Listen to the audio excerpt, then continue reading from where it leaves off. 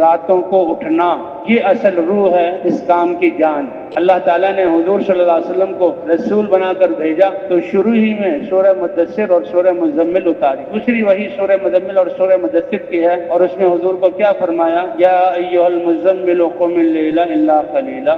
پوری انسانیت کی ذمہ داری دی گئی، اللہ کا پیغام آپ پر اترا، قرآن اتر رہا ہے، آپ کلمے کی دعوت دے رہے ہیں، اس کی تقویت کے لیے رات بھر آپ اپنے رب کے سامنے کھڑے ہو کر اللہ سے مانگیے، تھوڑا سا آرام کر لیجیے، زیادہ حصہ مانگیے، تھوڑا سا آرام کر لیجیے، یا کم از کم آدھا کھڑا ہونا اور آدھا آرام کرنا، یا تھوڑا سا اس سے اور کچھ جو ہے آرام میں ذاتی ہو جائے۔ اسی لیے مسجد نبوی میں آدھی رات کو اذان ہوتی تھی۔ اس اذان کا مقصد کیا تھا کہ جو عشاء کے بعد سے لے کر اس وقت تک اللہ کے سامنے کھڑے ہوئے ہیں، رو رہے ہیں، انسانیت کے لیے ہدایت مانگ رہے ہیں، تو یہ اپنے گھروں کو چلے جائیں، اور جو گھروں میں سوئے ہوئے تھے مسجد میں آ جائیں اور اللہ کی عبادت کریں۔ اللہ کے راستے میں نکلنے والے تہجد میں اٹھنا بہت ضروری ہے، اور اس زمانے میں نکلنا، یہ تو سیزن ہے ہمارا محنت اور دعاؤں کا، جن میں لوگوں پر محنت اور راتوں کو ماشاءاللہ لمبی ہوتی جا رہی ہیں۔ اگر ہم 4 گھنٹے سو کر اور راتوں کو اٹھیں، 2:30-3 بجے اٹھ جائیں، اور 5:30 بجے نماز ہو رہی ہے اور 6:30 تک جائے گی،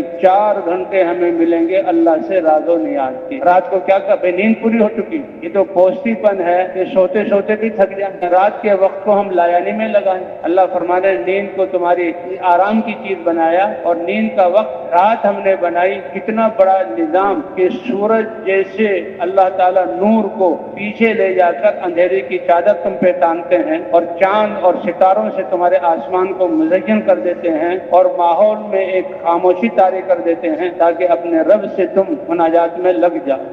تتجافى جنوبهم عن المضاجع يدعون ربهم خوفا وطمعا ومما رزقناهم ينفقون۔ کیونکہ نیند ایک ضرورت ہے، اور جسم اللہ نے بنایا ہے، جو سادہ زندگی والے صحتوں والے ہیں، چند گھنٹوں سو جائیں تو ساری تھکاوٹ دور ہو کر پھول کی طرح ان کا جسم ہو جاتا ہے۔ یہ تھکاوٹ کس نے دور کی؟ تو نیند کو ہم نے تمہارے آرام کی جگہ بنایا، اور نیند سونا راتوں کو، دنیا کے ماحول کی وجہ سے راتوں کو جاگتے رہیں، اور جو ہی تہجد کا وقت سو جائیں۔ تو آپ دیکھ رہے ہیں کون سی مخلوق راتوں کو جاگتی ہے اور تہجد کا وقت سو جاتی ہے؟ کہ انسان اور ایمان والے اللہ کے راستے میں، یہ تو تھوڑا سا سوئے۔ تہجد میں اٹھنا بہت ضروری۔ حضرات انبیاء کرام پر تہجد فرض تھی، اور حضور صلی اللہ علیہ وسلم فرماتے ہیں کہ میرا دل کرتا ہے کہ اپنی امت کے لیے فرض کروا لوں تاکہ تہجد کسی سے فوت نہ ہو، لیکن وہ نیند کا وقت ہے۔ اگر کسی سے تہجد چھوٹ گئی تو ایک نماز کا چھوٹ جانا ایسا ہے کہ گھر بھی تباہ ہو گیا، بچے، بیوی اور ماں باپ